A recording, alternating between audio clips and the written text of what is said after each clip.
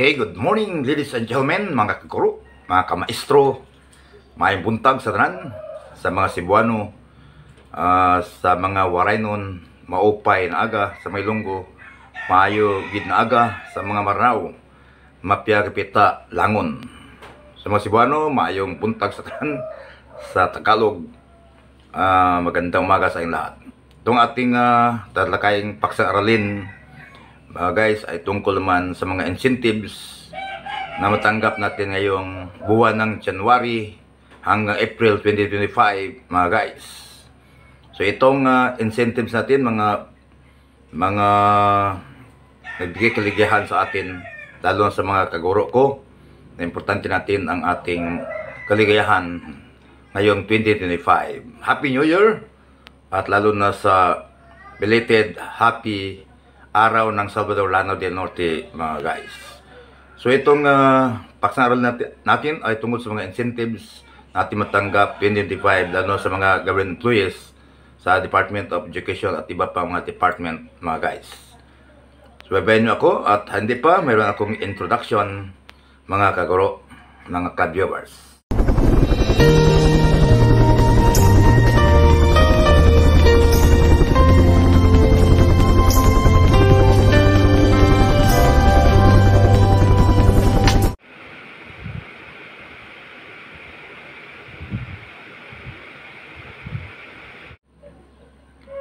So, Happy New Year 2025, mga kaguro, mga kamaestro.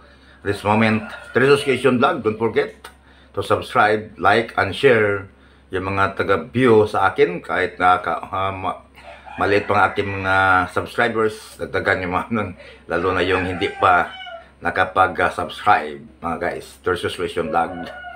So, this moment, itong incentives na ating lakayan ay nagbigay kaligayahan, lalo na sa mga government employees.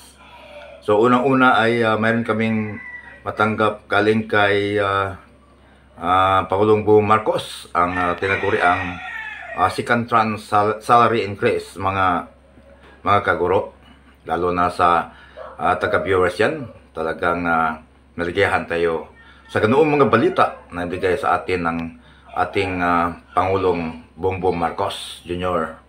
So ito ay napahati sa atin ng kaligayahan, lalo na sa naghihirap namin mga guro, nagturo ng maraming kabataan sa elementary, high school at mga colleges, mga guys. Okay, so itong incentives ito ay talagang nagpairal ng kaligayahan sa aming puso, mga guys, sa aming damdamin, na parang aming mga sugat ay naalis sa pamagitan ng ganoong mga bonuses. So, sunod naman guys ay ang tinatawag nating clothing allowance. Matanggap naman ito sa 2025, baka mga March, April ba, mga guys. So itong clothing allowance ay talagang magpatay naman kami ng bago, kahit ang napairal namin ng mga uniforme ay lumang-luma na, ay talagang magpatay naman kami ng bago para sa clothing allowance, mga guys. So maraming salamat sa ating DBM Secretary na si Ma'am Doktora Amina Pangandaman, mga guys, at saka si Ma'am Annalyn Sibilia dyan sa IBM DBM Metro Manila, mga guys. Dito sa Mindanao, Visayas at Luzon ay talagang nagpairal na kami ay binigyan ng kaligayahan sa mga, lalo na sa ating mahal na Pangulo na si Ferdinand Bongbong Marcos Jr., mga guys.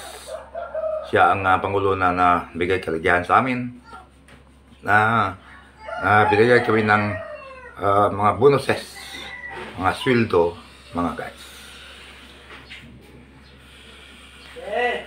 Then also, medical allowance, namin matanggap ngayong buwan ng February, baka February. So, ito ay, yung medical ay para naman sa mga gamot, mga pangailangan namin, mga guys. So, salamat tayo. Itong short video ay pairal sa atin ng kaligayahan sa ganitong sitwasyon, mga guys.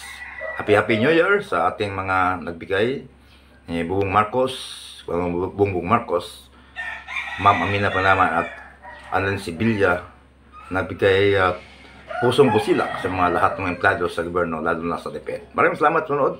Short video for Teresa's Education Vlog, mga friends. Maraming salamat. Thanks. Sa mga judges today. Kinsa gyud sa mga